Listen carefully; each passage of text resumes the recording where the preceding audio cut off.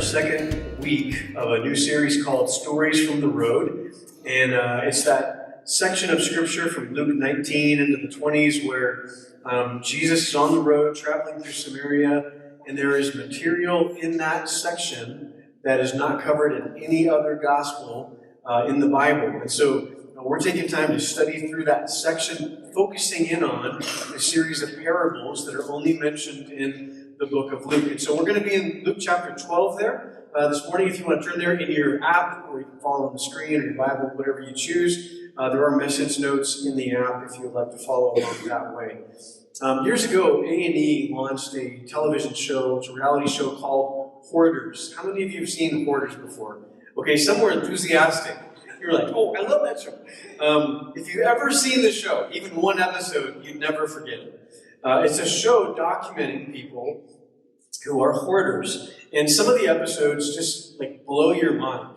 Some people have acquired so many things that it's literally taken over their lives. Many of them have compulsive spending habits. They just keep buying things and buying things.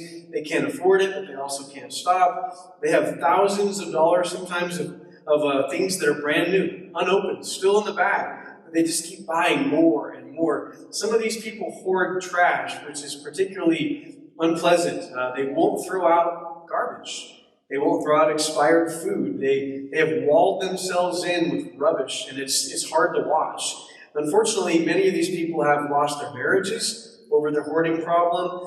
Some have had their homes condemned. Some have had their children taken away by child services, and yet they keep buying and gathering and accumulating. And after watching this just a little bit, you quickly realize this is a mental illness. This isn't like poor decision making. This is something wrong with the way people are thinking. And every time that I watch that show, I feel like in just a little bit of a way, a little connection, it's kind of like an exaggeration, an extreme exaggeration of an illness that affects countless Americans. And it certainly affects Christians, myself included. It's the red, white, and blue obsession to have it all.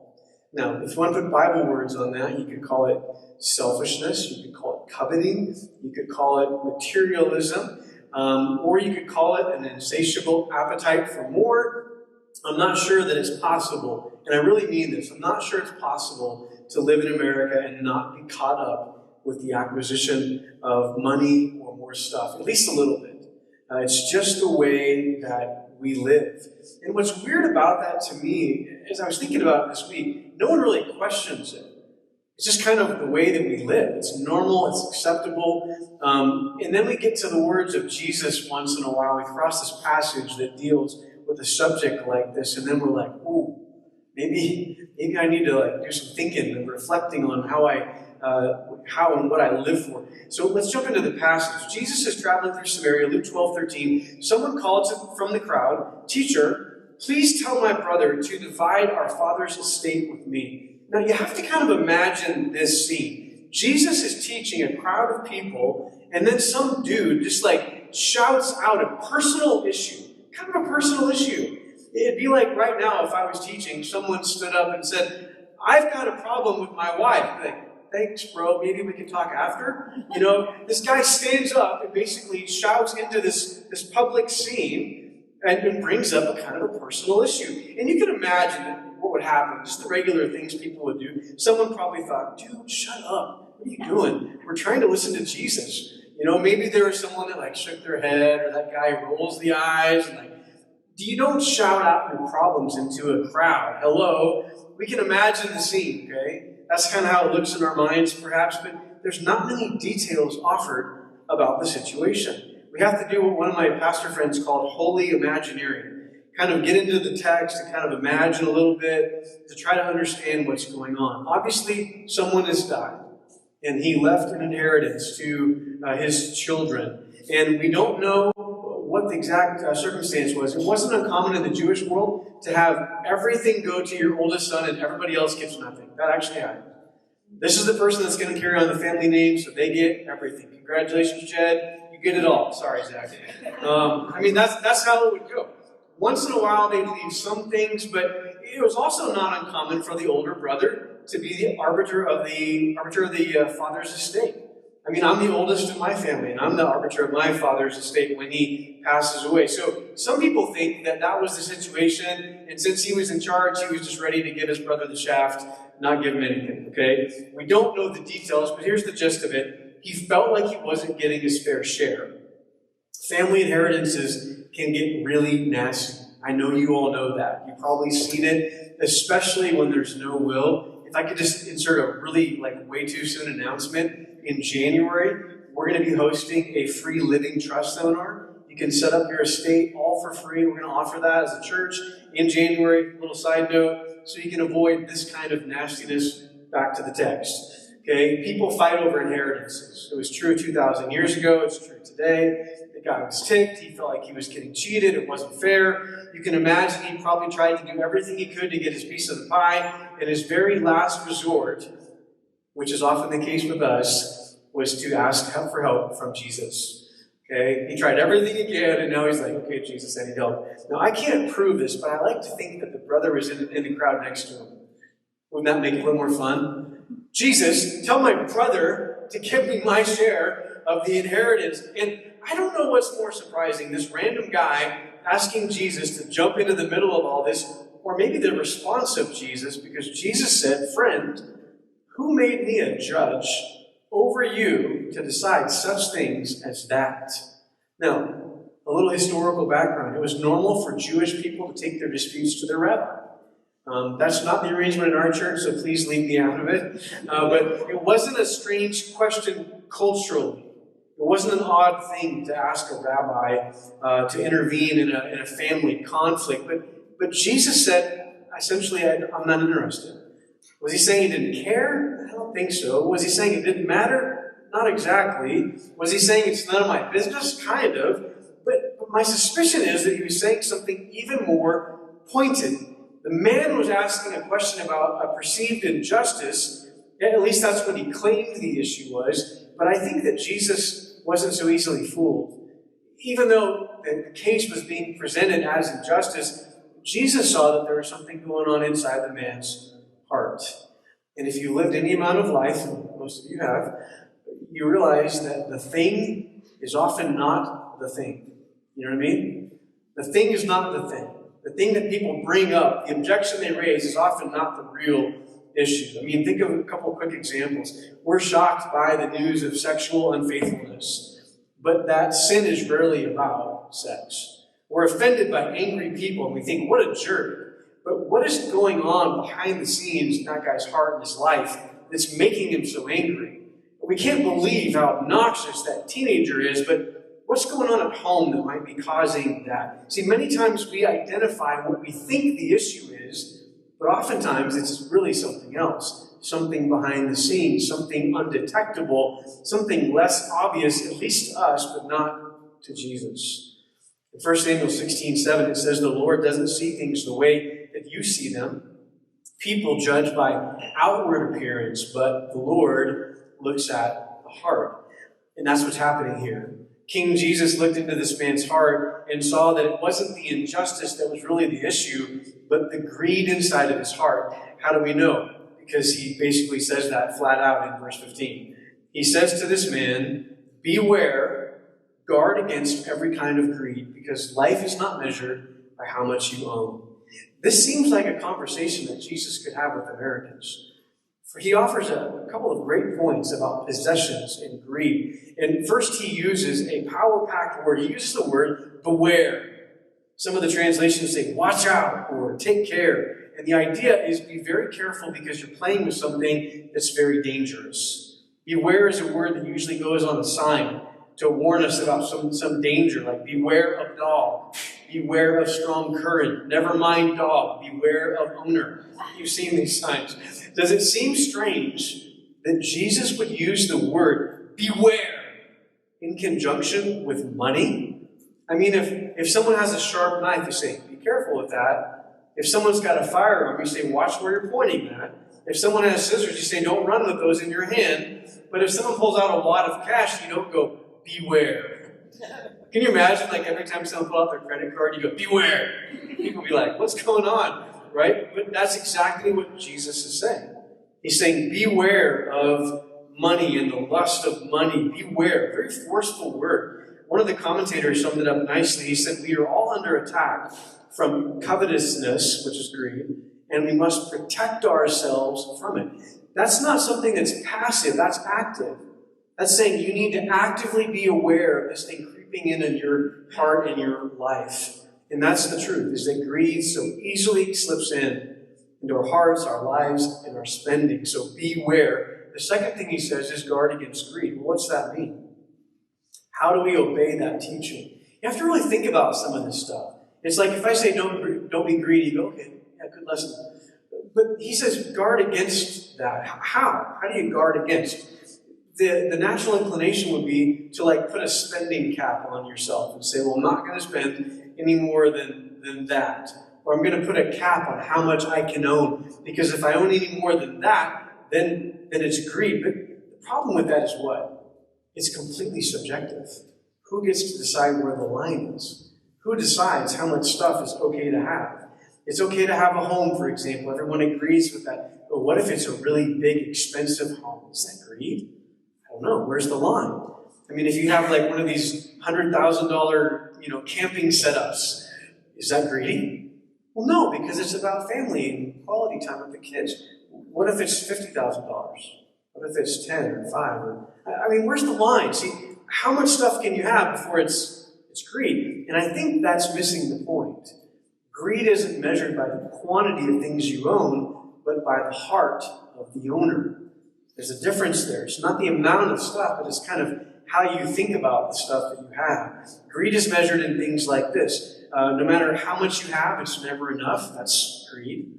You buy that thing you just had to have, and the minute you get it, you're thinking about the next thing that you just have to have. That's greed. You're paranoid about keeping what you have. You don't want any of it to get away from you. Or you've got all you want, but you just won't share it. To be totally frank, greed shows up in church in the matter of giving. There are people who come to church years and years and never give a dime, never cross their mind. They know we do it. It's this church thing, right? But they never give. They claim to have an open heart to God, but they have a closed fist toward God when it comes to this one area of giving. It seems ironic that we would gladly take so much from God and be so reluctant to give back. That's kind of like biting the hand that feeds you. But greed is so insidious that it can literally drive a wedge between us and God. Listen to Ephesians 5:5. You can be sure that no immoral, impure, or greedy person will inherit the kingdom of Christ and of God. That's a pretty scary statement. It says greedy people won't go to heaven. Is there any little clause to soften it? No. Greedy people won't go to heaven. For why? He explains. For a greedy person is an idolater, worshiping the things of this world. See, greed is so serious, it can actually keep people from God's kingdom. But what happens is that greed, or the things you're greedy about, become your God. That's why the Bible says that it's idolatry. What makes it worse, this is the part I really want you to think about, okay? Greed is hard to detect in yourself. It's hard to see it. And here's why. Here's why none of us probably think of ourselves as greedy. Because we all know someone who has even more. Isn't that weird? I'm not greedy. I don't have as much as that guy. And that guy goes, I'm not greedy. I don't have as much as that guy. And that guy's like, I don't have as much as that guy. There's always someone who has more. We're tempted to think that greedy people are people who have more than we do. And that blinds us to that thing in our own life. So you might be surprised to learn that greed is a sin of the rich and the poor alike. It's not about the quantity of things you own. It's about the heart of the owner. So let me ask you a very pointed question today. Do you own your stuff, or does your stuff own you? Beware. Guard against greed. The third thing he says is life is not measured by possessions. The aim of your life cannot be acquiring stuff and more stuff. That's not how disciples of Jesus live. Now, Jesus talked a lot about self-denial. We bring up Luke 9:23 a lot in our church because Jesus said, if you want to be my follower, you must deny yourself and pick up your cross and follow me. Being a follower of Jesus is a lifestyle of self-denial. And I don't know if you've noticed this, but a lot of American Christians don't talk about self-denial, and frankly, neither do a lot of churches. It's not that surprising that a self-indulgent culture doesn't talk much about self-denial. There's this really old bumper sticker. Some of you will remember this. It says, "He who dies with the most toys, what? Wins." And then they had like a rebuttal bumper sticker that says, "He who dies with the most toys still dies." We know we can't take it with us, but some people insist on trying. I remember when my grandfather was in his 90s, and my dad had to have a tough talk with him. It was time for him and Grandma to get some assisted care. They had to move into an assisted living place. They couldn't take care of themselves. And they really needed to downsize to get into this small apartment at an assisted care home. And my grandpa says to my dad, he was very frustrated and kind of resisting and didn't want to part with his stuff. And he said to my dad, "Well, what's going to happen to all my stuff?" And my dad said to his dad, "Dad, what did you think was going to happen? People die, and their stuff is dispersed. It's given to family. It's given to Goodwill. It's thrown away. That's what happens." It's like it never crossed my grandfather's mind that there'd be a day where he'd have to let go of all his stuff. See, money and things, they come and go. They don't last. You can't keep them forever. We know that up here, but there are some things that last forever. The eternal things of God and His kingdom. Our relationship with God and our relationship with each other are the only two things we take out of this life into the next life. You ever think about that? Relationships are the only thing we take from this world into the next. Money and things come and go. They don't last. Now, I suspect Jesus isn't worried about how much money you make. I really believe that. I also believe He's not worried about how much you own. I think what He's worried about is your heart and your soul. And greed can be an enemy of our heart and our soul. And He was so concerned by what He saw in this man's heart that He launched into another story on His road trip through Samaria. Here's how the story goes. A rich man had a fertile farm that produced fine crops, and he said to himself, "What should I do? I don't have room for all my crops." That doesn't sound like a bad beginning, does it? It sounds like kind of a blessing story. A man had a successful farm and produced more than he could even hold, more than he needed. That sounds awesome. But he found himself with this problem. What should he do? It sounds like kind of a good problem to have. I mean, have you ever been in a situation where you're like, "I've got so much money, I don't know what to do with it all"? I've not been there yet. It sounds like kind of a good problem to have. It'd be like a realtor who closed too many deals, or a salesman who earned too many commissions, or an investor whose stocks just went way up. You'll notice that it's not even presented as a bad situation. In fact, I think most of us here would feel blessed if it happened to us. In fact, we might even take it as a sign of God's blessing.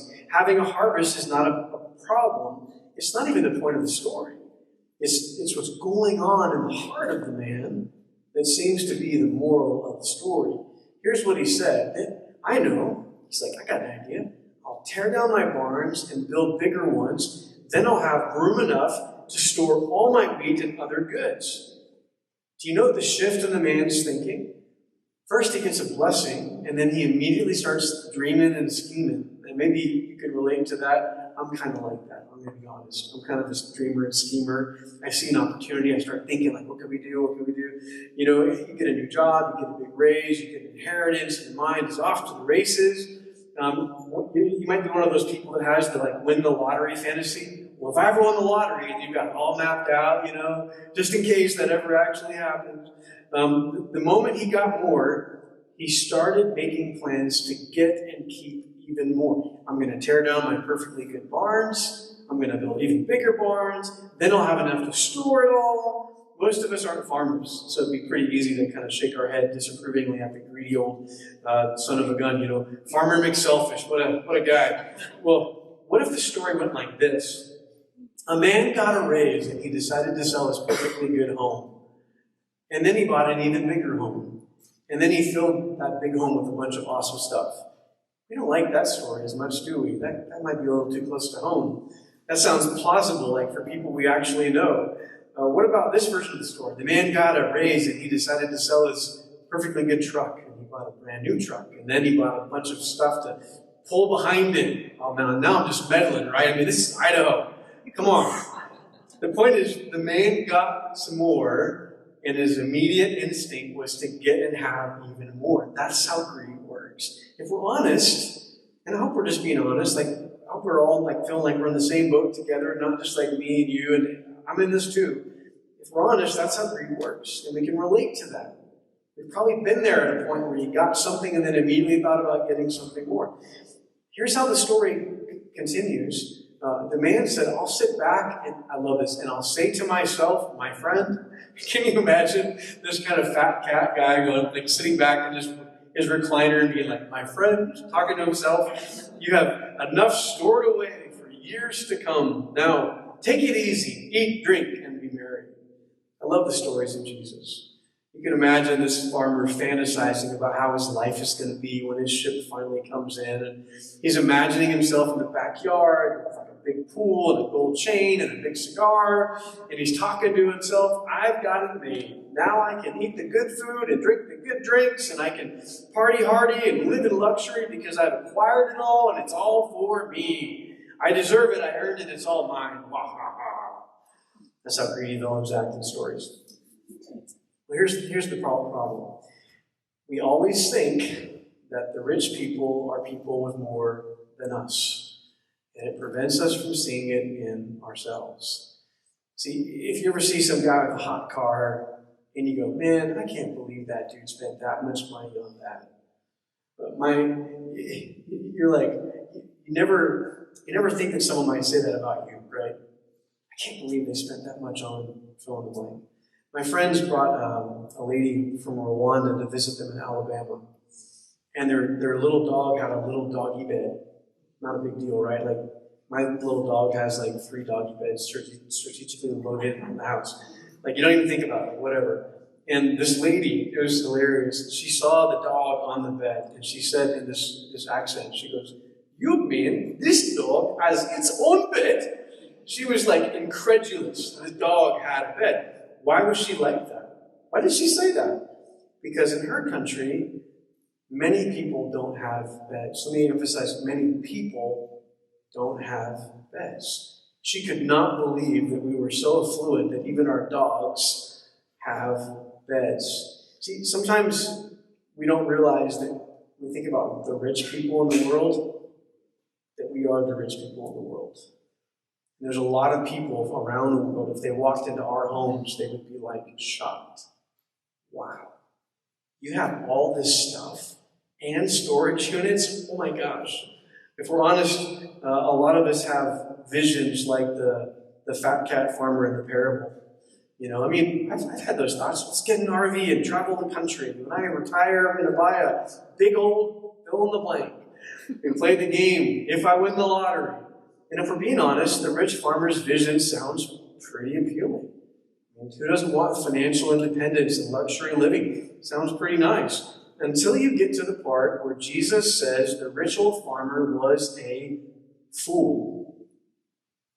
I'll sit back and say to myself, my friend, you have stored enough away for years to come. Now take it easy, eat, drink, and be merry. But God said to him, you fool, you will die this very night. Then who will get everything you worked for?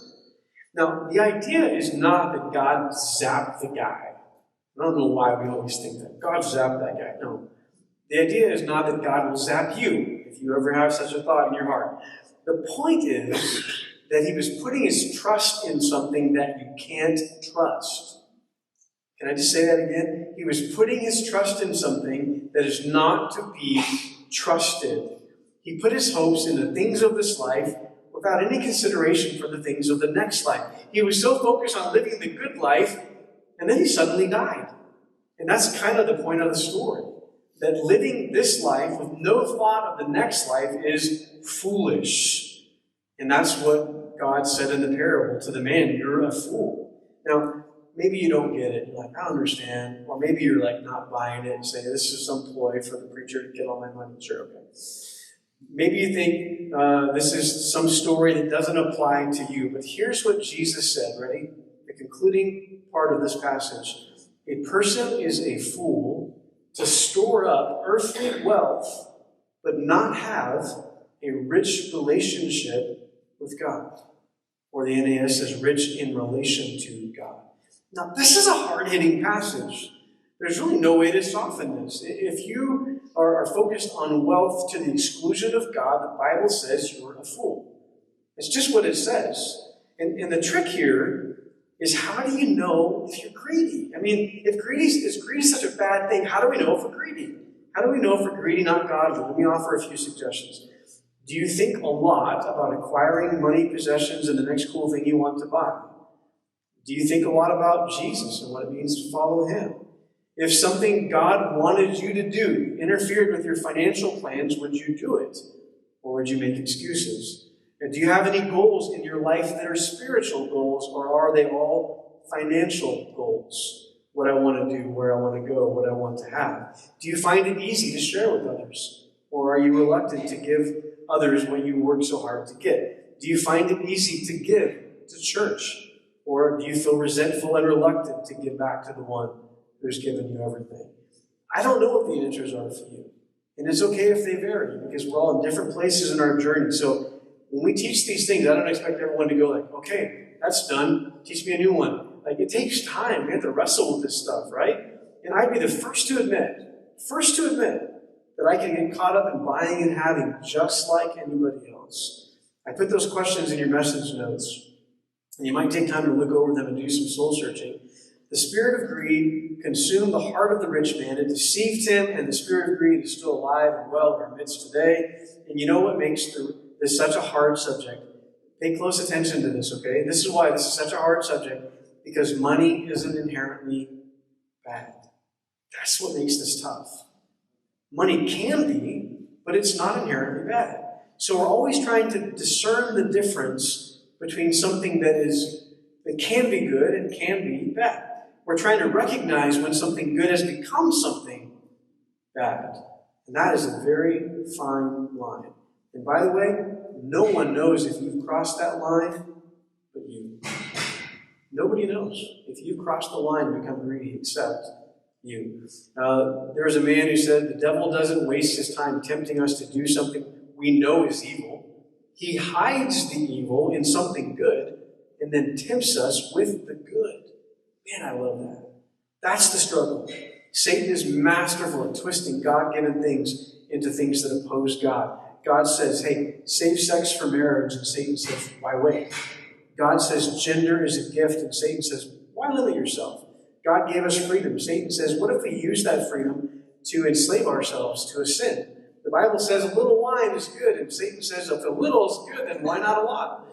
One of Satan's most effective tools is taking good things that God says is good, and corrupting them.